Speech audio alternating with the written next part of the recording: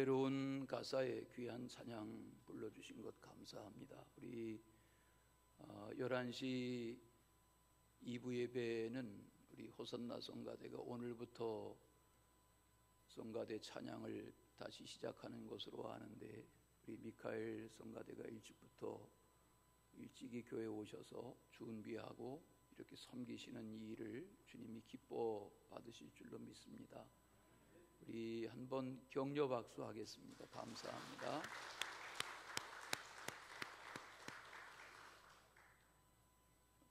로마서의 3장 21절부터 4장 전체의 말씀을 단숨에 앉은 자리에서 읽어보면 사도 바울이 5장에서 무슨 말씀을 하려는지를 깨달을 수 있습니다.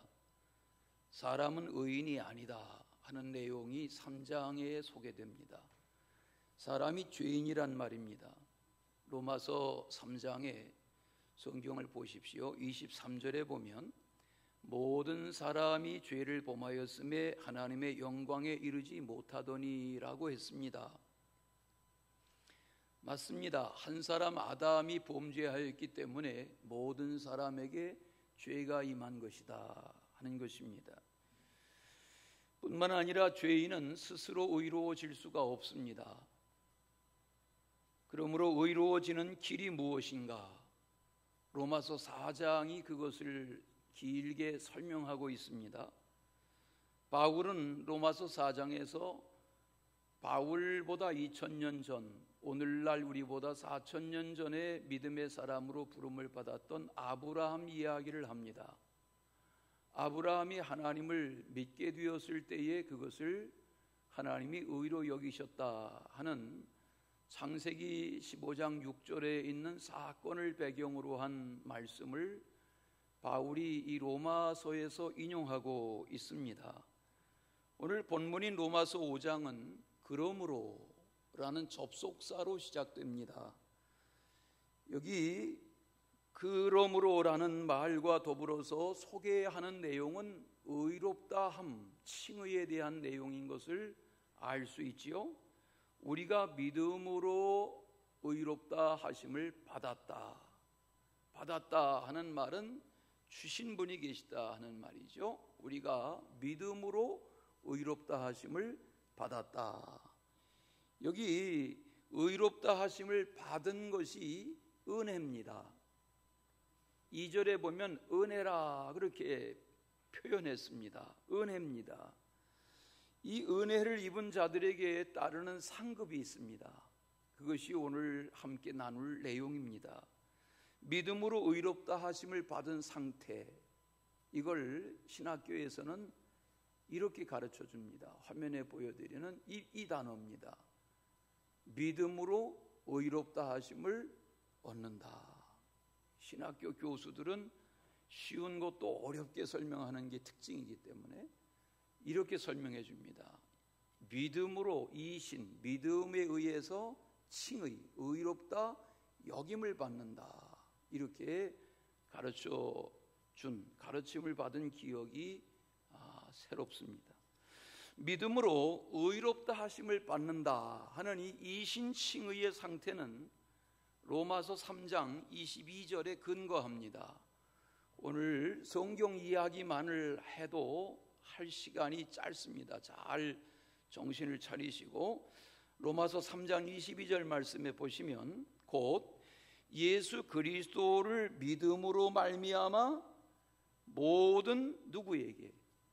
믿는 자에게 미치는 하나님의 하나님의 의인이 차별이 없다 하는 말은 믿는 자에게는 공급되는 선물로 은혜로 주어지는 하나님의 이 구원의 의의가 믿는 자에게는 예수 그리스도로 말미암아서 누구에게나 차별이 없이 주어지는 은혜다, 그런 말씀입니다.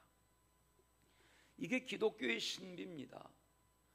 하나님을 믿는 믿음, 하나님께서 이 땅에 아들 예수 그리스도를 보내셨고 십자가에 달려 죽임당하는 그 예수 그리스도의 대속의 십자가의 죽음이 나와 상관이 있다라고 믿고 알고 깨닫고 받아들여지는 이들에게 의롭다 여기심이 선물로 주어지는 겁니다.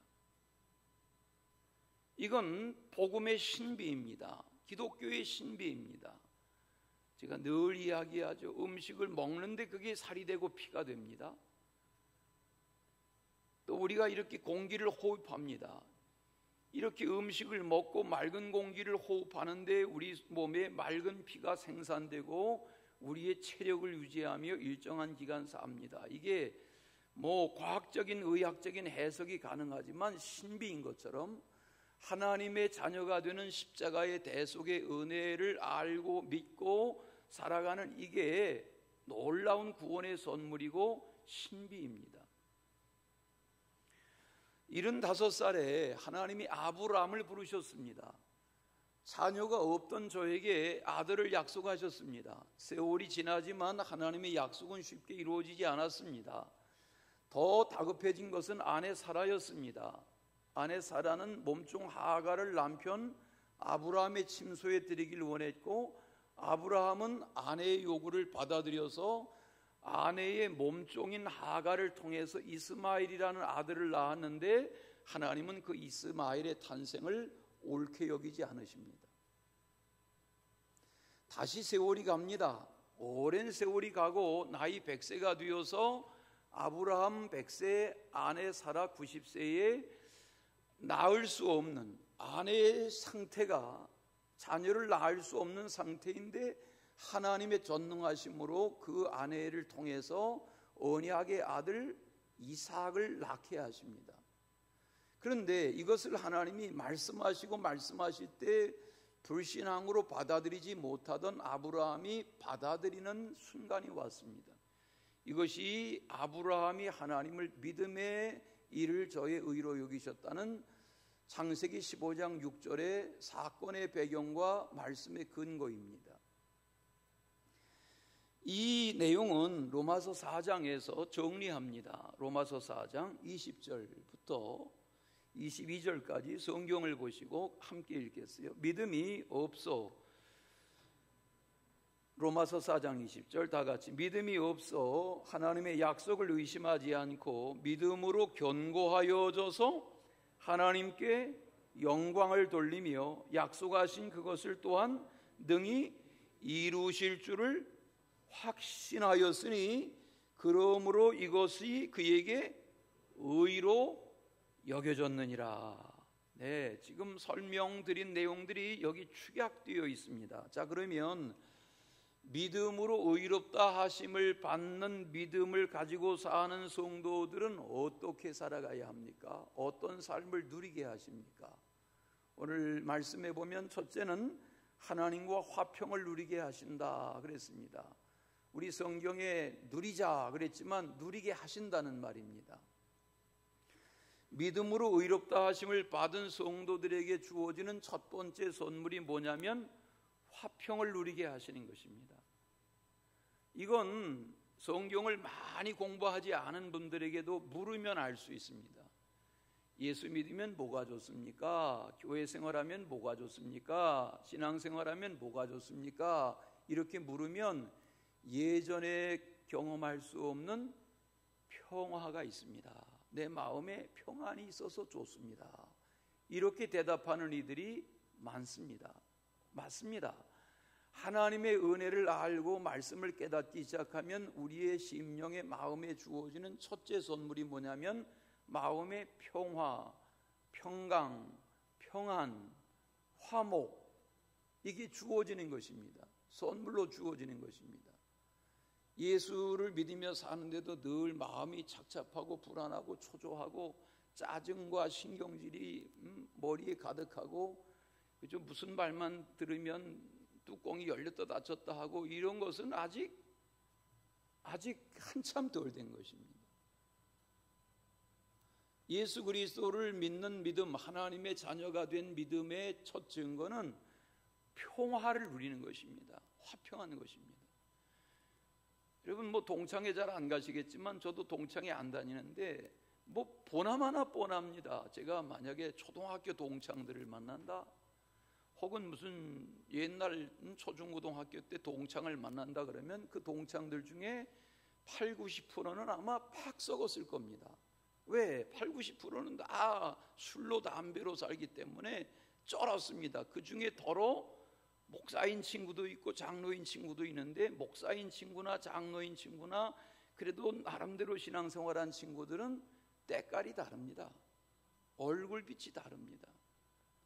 지금 여러분 얘기하는 겁니다. 여러분이 얼굴에 광채가 있으십니다.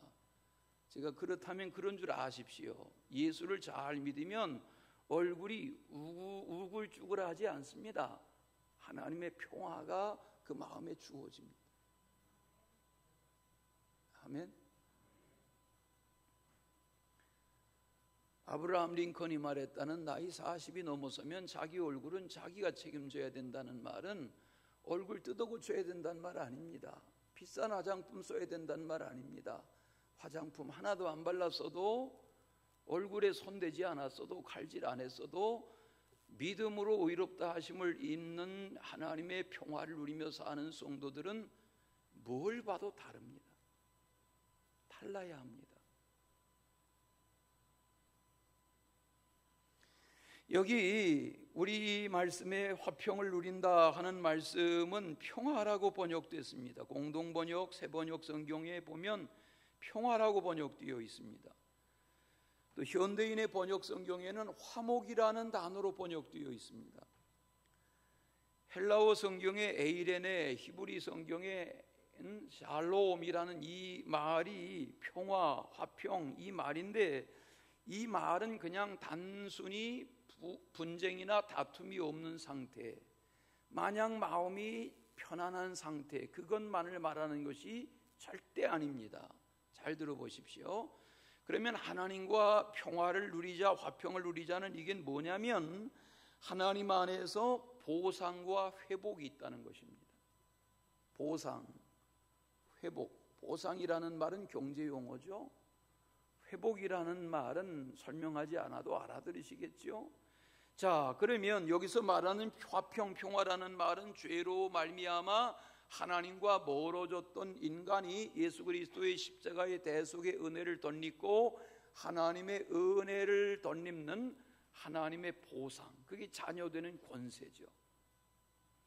회복이라는 것은 하나님의 자녀가 되는 상태죠.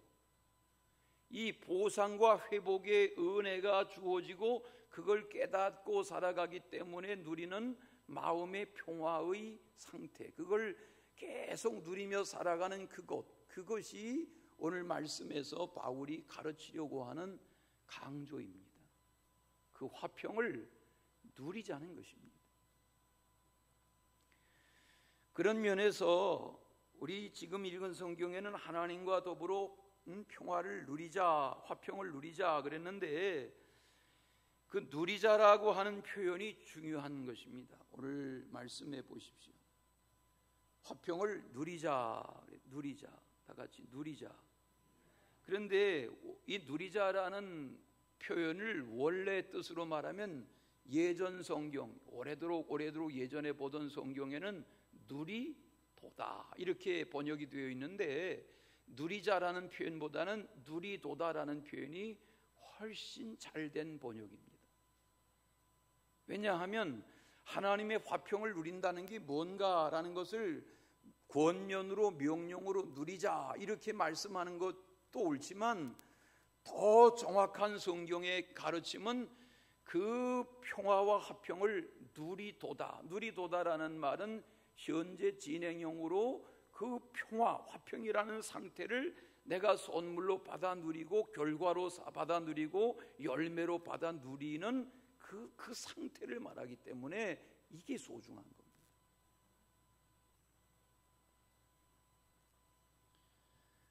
여기 하나님과 함께 누린다 하는 말을 영어 성경에는 with God 그랬습니다. with. 우리 아파트 이름 중에 그런 이름이 있나요? with란 아파트가 있나요?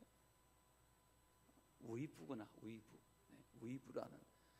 with라는 이 표현은 하나님과 함께 같이라는 다른 설명이 불가능한 단어가 with라는 단어입니다. 하나님과 함께, 하나님과 더불어.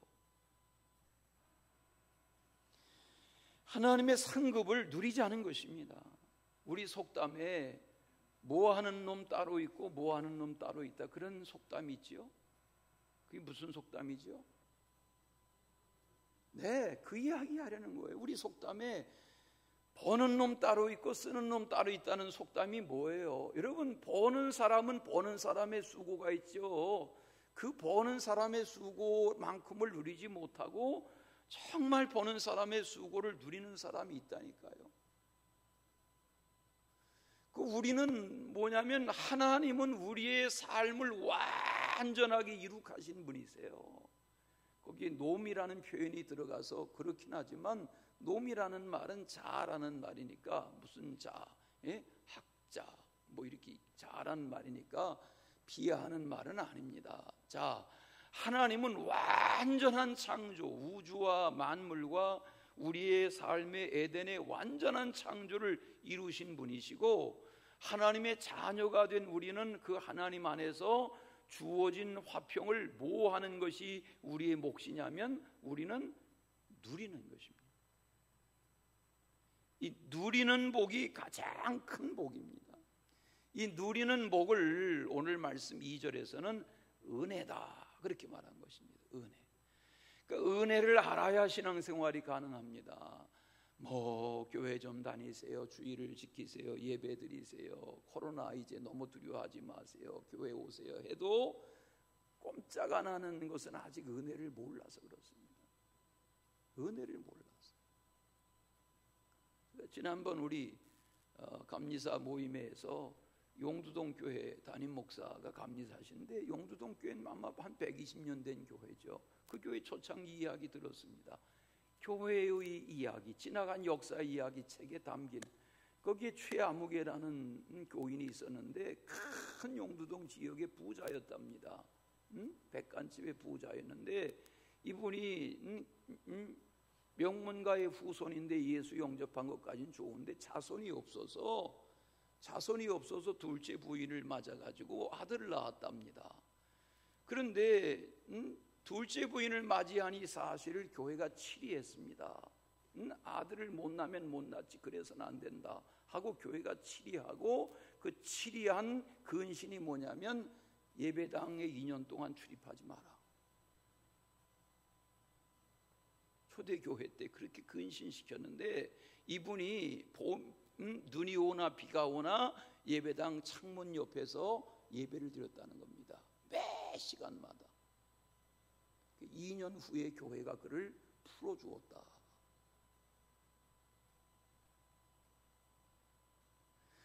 은혜를 누리는 것은 예배당 안에 있던 예배당 밖에 있던 우리는 다 부족한 죄인이지만 하나님의 그 은혜를 떠날 수 없는 것, 이게 누리는 겁니다.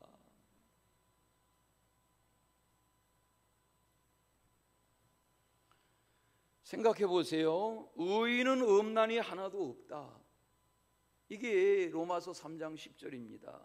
인간은 결코 의롭지 못하다는 것입니다. 그런 상태에서 하나님께서 우리를 의롭다 여겨주셔서 의롭다함을 받은 것입니다.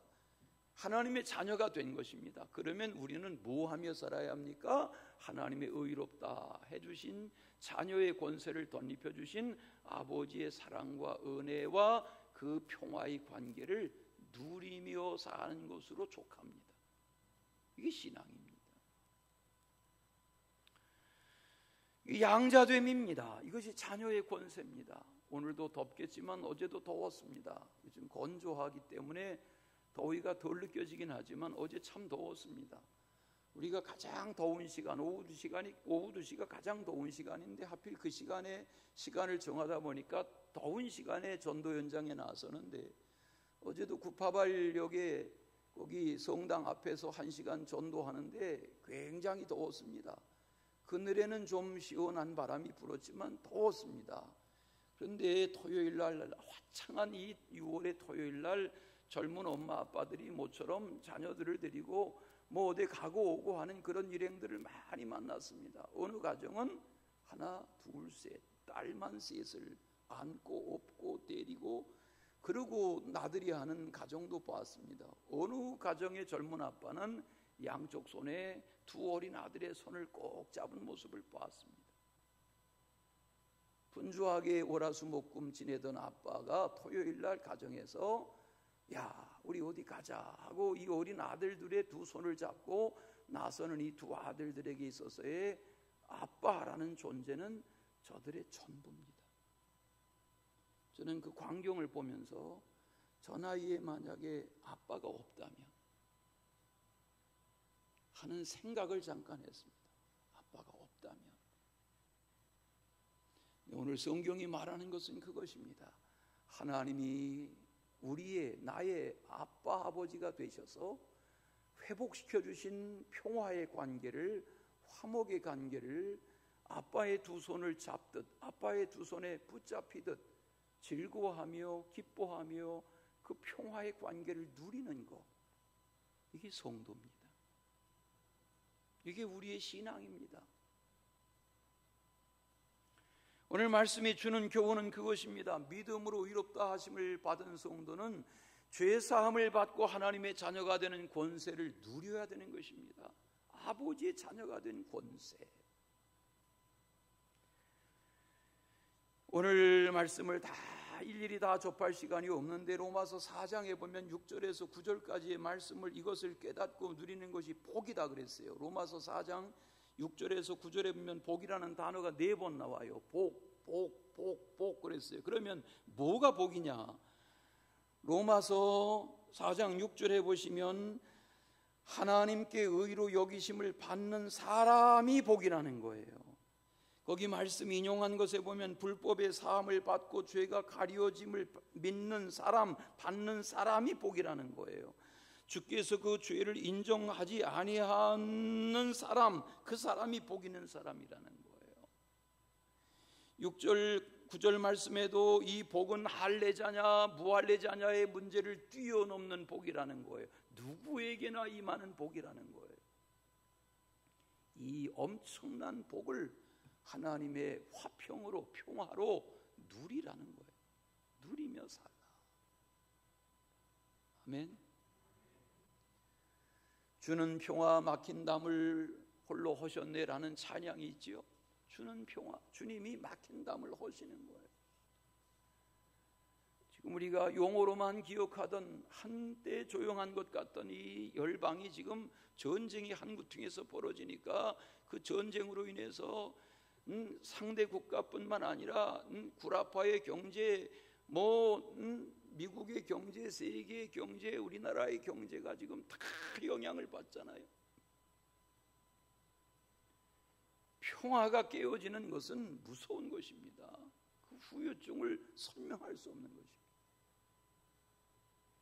바울은 분명히 말합니다. 주 예수 그리스도로 말미암아. 주 예수 그리스도로 말미암아 누리는 하나님의 평화, 이것이 의롭다 하심을 믿는 믿음으로 살아가는 성도에게 주어지는 첫째 복이고 선물이라는 것입니다. 두 번째, 하나님의 영광을 바라고 즐거워하자 그랬어요. 오늘 말씀해 보시면 그런 표현이 몇 절에 나옵니까? 2절 끝에 하나님의 영광을 바라고 즐거워하느니라. 하나님의 영광. 우리가 주일 예배를 시작하면 주일 예배를 시작하는 첫 찬송을 주보에 보시면 임예송, 임예찬송 이렇게 정하는데, 이름 붙였는데, 그 임예찬송은 저희 교회뿐만 아니라 대개의 교회들은 찬송가의 앞에 있는 1장, 2장, 3장, 4장, 5장 거기에 있는 그 송룡에서 찬송을 부릅니다. 그 가사를 보십시오. 1장, 2장, 3장, 4장, 5장의 찬송 가사에 통일된 주제가 있습니다. 하나님의 영광을 찬송하는 것입니다. 하나님의 영광. 제가 아주 젊은 시절에 지방 목사님들이 가을에 어디 나들이를 가는데 버스에서 어느 목사님이 사회를 보면서 어느 목사님한테 마이크를 드리니까 찬송가 1장을 부르시더라고요. 근데 여러분, 목사니까 찬송 부르는 거 맞지만 관광버스 안에서 찬송가 1장 부르는 것은 많이 썰렁합니다.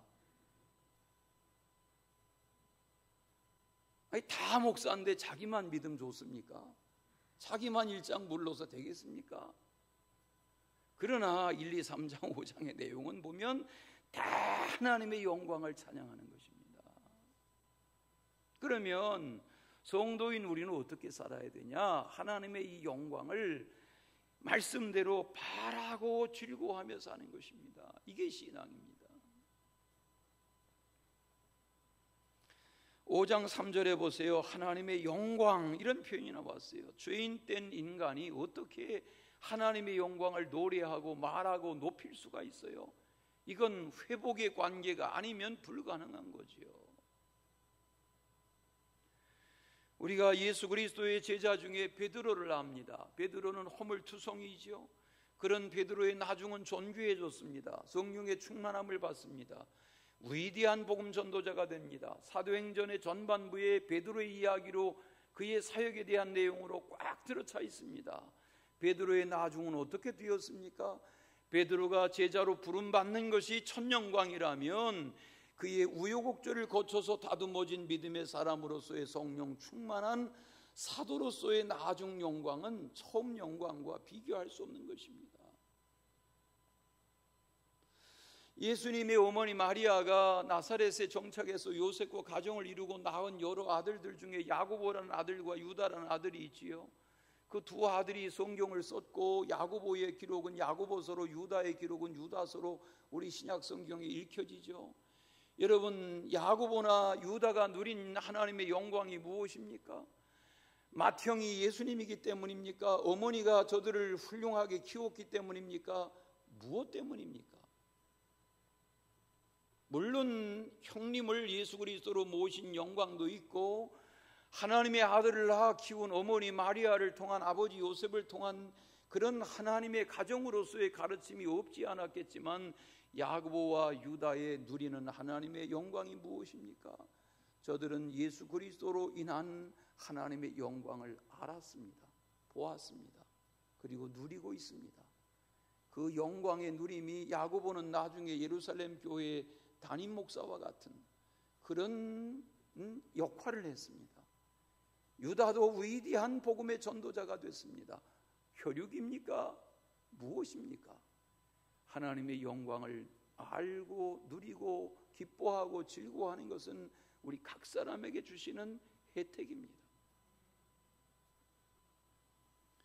그러므로 우리는 하나님의 주어진 이 각 사람의 영광을 누릴 줄 알아야 합니다. 성도가 하나님의 자녀의 영광을 누린다는 말은 하나님의 영광의 세계가 얼마나 영광스러운 세계인데 그걸 내가 어떻게 누릴 수 있단 말인가? 그것은 영광스러운 하나님의 자녀가 되었기 때문에 누리는 것입니다. 비유로 하면 이번에 영국의 여왕 엘리자베스 여왕이 등극한 지 70주년 주빌리 행사를 했습니다. 거기에 그의 후손들이 다 같이 자리했습니다.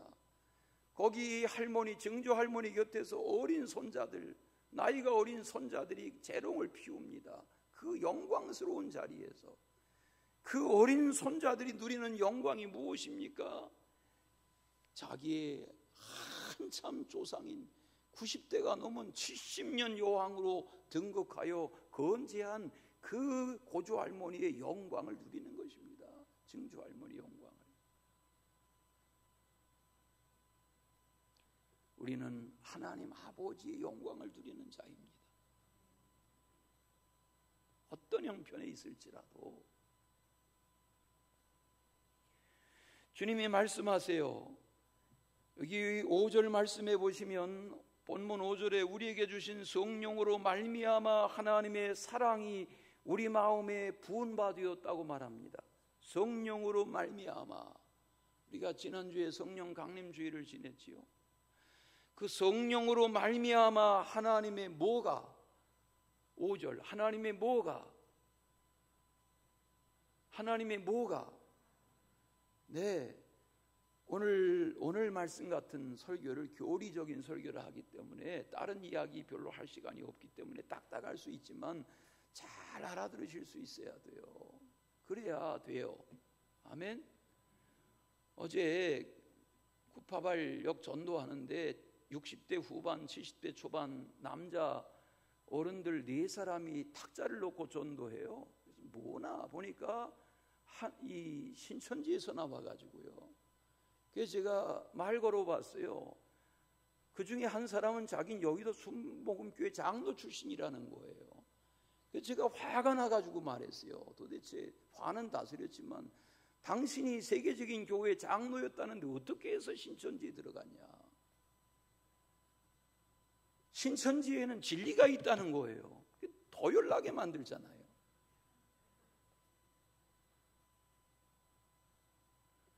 여러분 잘 들어보세요. 장로가 되셨으니까 다 된 것 같습니까?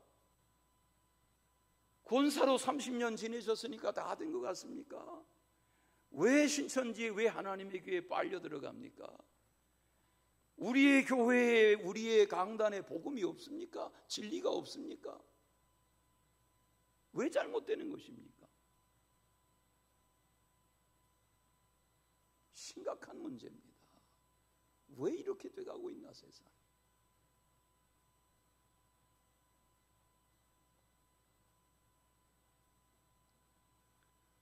제가 목사인 줄도 알게 됐는데 상대방이 계속 달려드는 거예요. 이분이요. 논리 싸움 하자고.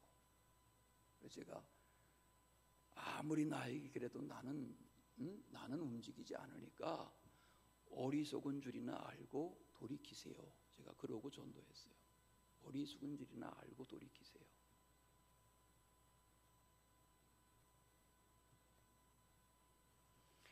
하나님은 하나님의 자녀된 성도들이 절망 속에, 낙담 속에, 근심 속에 그렇게 살다가 끝나기를 원하지 않으세요.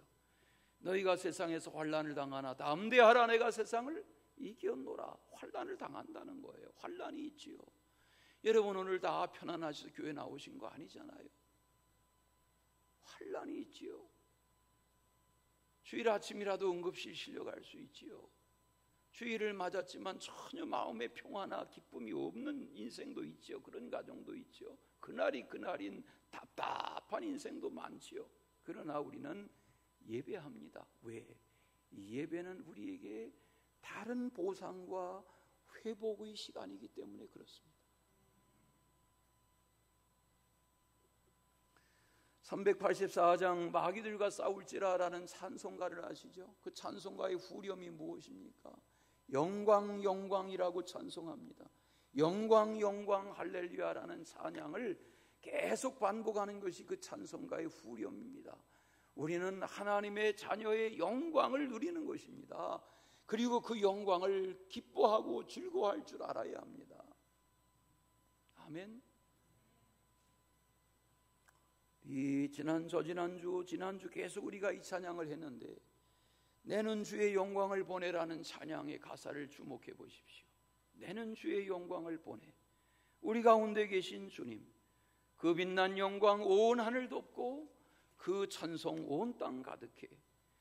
누구는 이런 하나님의 영광의 은혜를 알고 가사를 쓰고 곡을 붙이고 이 영광의 찬양이 우리들 중에 불려지게 하잖아요. 이 하나님의 영광을 누리라는 거예요. 즐거워하고 누리라는 거예요. 같이 찬양하십시다. 내는 주의 영광을 보내.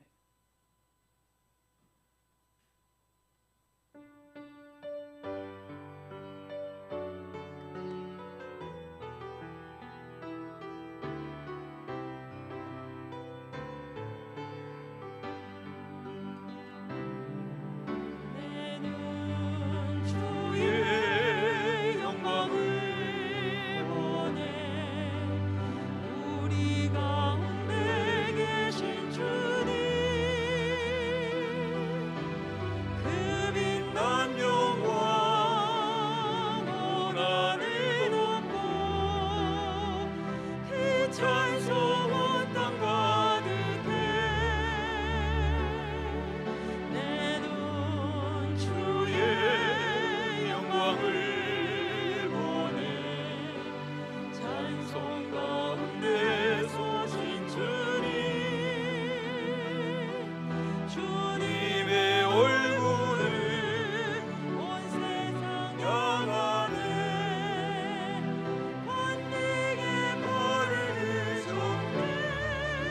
높이 드시고 영광 이곳에 우린 손에 주님과 함께 찬양하며 우리는 전진하리 모든 열방 주 볼 때까지 주의 영광 이곳에 우린 손에 주님과 함께 찬양하며 우리는 전진하리 우리의 주 볼 때까지.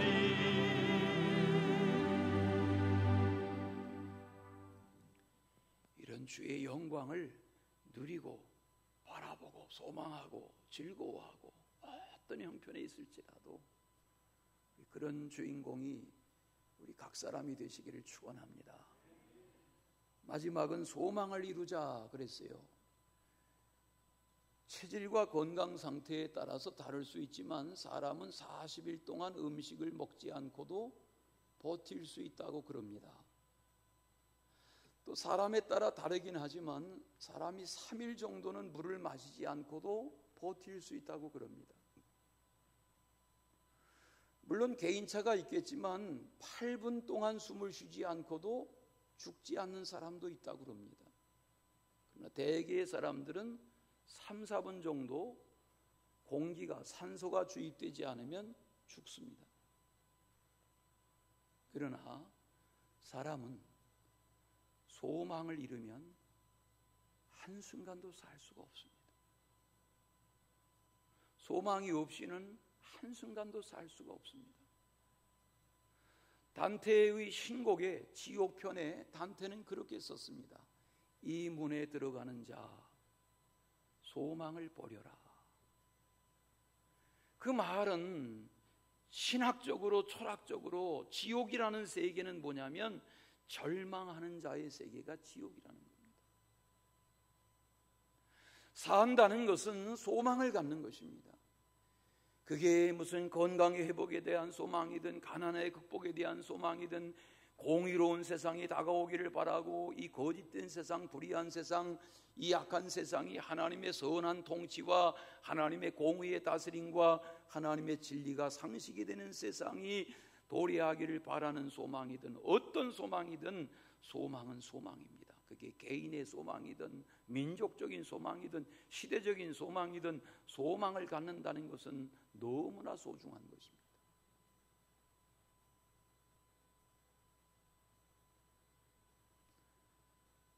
환난은 인내를, 인내는 연다는 소망을 낳는다고 하는 말이 무엇입니까?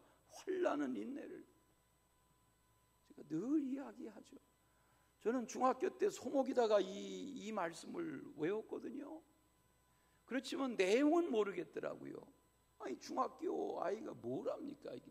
외우긴 외우는데 이게 뭔 소린가? 환난은 인내를, 인내는 연다는 소망을 이룬다는 말이 뭔가? 그런데 살아가면서 환난이 있어요, 없어요? 있어요. 환난이 없는 인생은 없어요. 우리는 이 아시아권은 태풍으로, 또 미국 같은 나라는 토네이도로 휘몰아치면 도시가 사라지지 않습니까? 100년, 200년 된 나무들이 다 뿌리째 뽑히지 않습니까? 환난이 있어요. 환난과 핍박과 근심과 권고와 걱정과 질병과 사고와 사건이 끊임이 없어요. 그 환난 중에 바울은 말해요. 자신이 환난의 중심에 있던 선교의 사람으로 환난은 인내를 참고, 인내는 연단은 궁극적인 소망을 이루게 되는 것이다. 어떤 형편 속에 살아가고 계실지라도 오늘 이 말씀 속에 믿음으로 위롭다 함을 받은 나라면 하나님이 말씀하시는 이 소망을 붙드는, 소망을 버리지 않는 그런 은혜의 주인공 되시길 바랍니다. 물론 우리의 궁극적인 소망은 하나님의 자녀가 되고 하나님의 나라의 자녀의 권세를 누리며 죄사함으로 부활 영생을 누리는 이것이 우리의 궁극적인 소망이지만 이 세상에서 하나님의 자녀로 소망하는 소망이 많지요, 있지요. 어린 자녀들을 키우는 가정들은 이 자녀들의 장래에 대한 기도와 소망이 있지요. 자신들의 몸의 건강에 어려움을 겪는 이들은 건강에 대한, 가족들에 대한 소망이 있지요. 우리는 끝없는 소망을 추구하며 응답을 사모하며 살지요.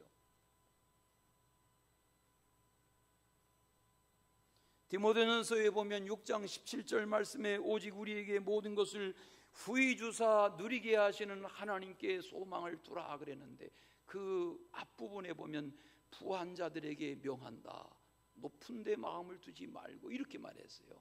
이 무슨 말이에요? 일론 머스크에게 말한다, 그런 말이에요. 아무리 세계적인 부를 가지고 있는 너라고 할지라도 더 높은 데 마음을 두지 말고 하나님께 소망을 둘 줄 알아야 된다, 그 말씀이에요.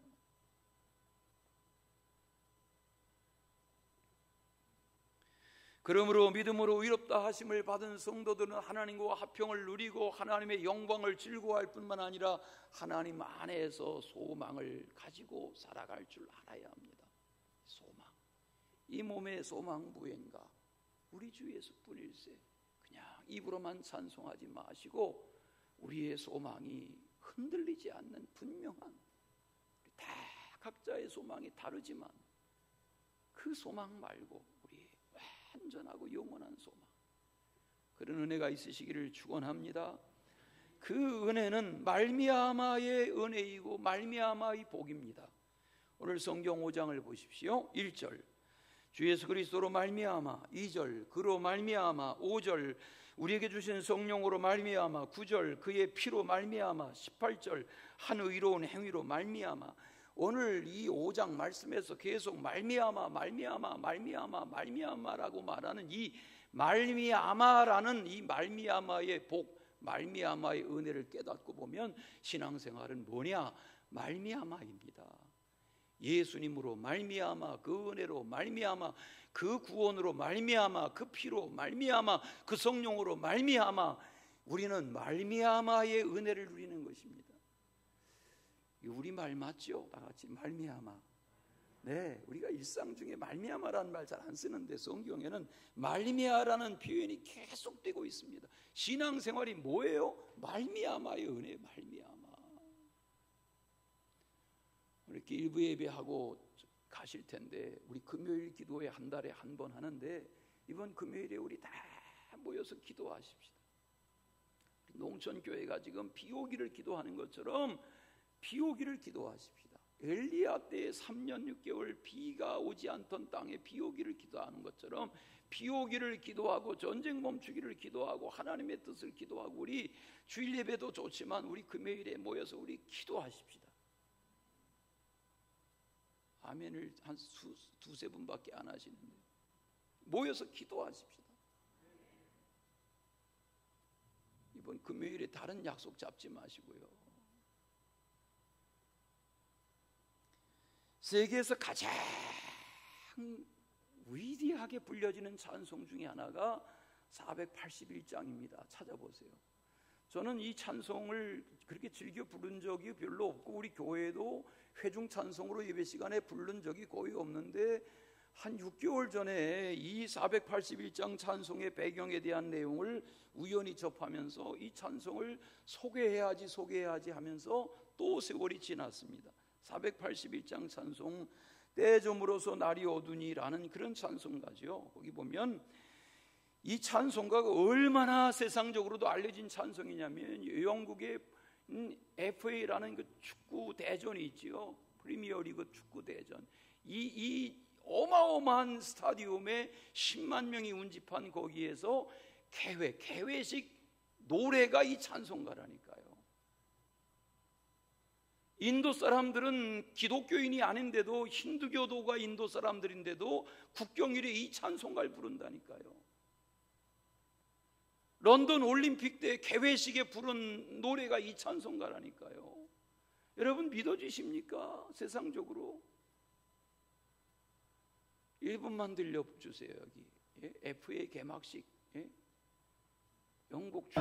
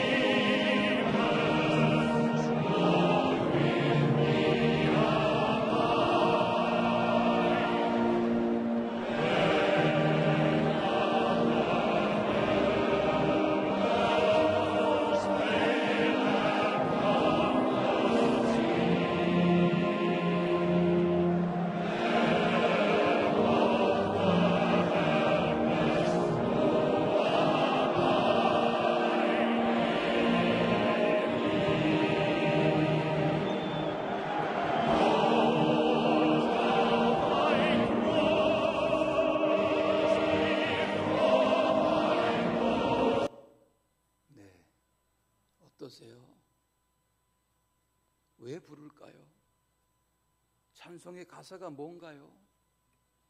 지금 들은 찬송의 가사가 뭔가요? 1절 때 저물어 날 이미 오두니 구주여 나와 함께 하소서. 여러분, 저런 세계적인 경기대회에 왜 이런 찬송가를 부를까요? 젊은 피가 끓어오르는 몸값이 어마어마한 1인 기업 같은 그런 선수들이 왜 저런 찬송을 부를까요? 때 저물어 날이 어두니, 이게 무슨 말이에요? 여러분, 세계적인 권세자의 영광도, 세계적인 기업가의 영광도, 세계적인 학자의 영광도, 세계적인 인기인의 영광도 다 때가 저물고 날이 어둘 날이 옵니다. 다 끝나고 심판받을 날이 옵니다. 때 저물어 날이 어두니 구주여 나와 함께 하소서. 왜 이 찬송을 부를까? 마지막 소절에 있습니다. 1, 2, 3, 4절 찬송가를 펼쳐가지고 계시면 1, 2, 3, 4절 왜 이 찬송을 부를까? 날 돕는 주여 함께 하소서, 변 찾는 주여 함께 하소서, 사랑의 주여 함께 하소서, 생명의 주여 함께 하소서. 아마도 이 가사 때문에 이 찬송을 부르지 않을까 싶습니다. 이 찬송가는 21살의 영국 성공회의 목사가 된 헨리 라이트라는 젊은 목사가 건강이 좋지 않아서 기관지염으로 고생하고 천식으로 고생하고 그렇게 저 바닷가의 시골교회 목회를 24년째 계속하는데 나중엔 폐결핵이 와가지고 성도들을 가까이 접할 수도 없고 피를 쏟아가면서 요양을 하고 다시 강단에 서고 한 번은 여기 역사니까요. 역사에 찾아보면 1847년 그가 세상을 떠나던 해 54살 되던 해에 1847년 9월 4일 주일날 24년째 섬기던 조그마한 바닷가 예배당에 기어 올라가듯 강단에 올라가서 말씀을 전했는데 그날 교우들이 큰 은혜를 받았다고 해요. 그리고 그는 교우들에게 요양의 필요를 말하고 광고하고 보따리 하나를 메고 이탈리아로 프랑스로 그렇게 3주 동안 요양을 떠났다가 다시 고향교회로 돌아오지 못하고 섬기던 교회에 돌아오지 못하고 프랑스에서 눈을 감았습니다. 그 목사님의 비워놓은 목사관에 책상 위를 정리하는데 그 책상 위에 떠날 때 적어놓았던 메모지 한 장에 식구가 적혀 있었습니다. 그게 우리가 부를 이 찬송가입니다.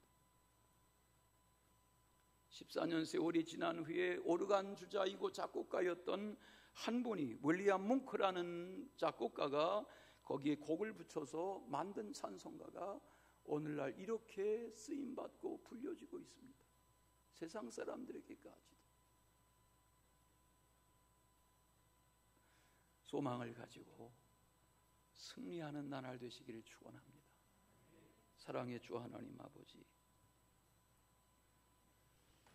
성령의 충만한 은혜와 동행하시는 주님의 은총이 우리 각 사람에게 날마다 영원히 함께 하시기를 간절히 예수 그리스도의 이름으로 기도하옵나이다.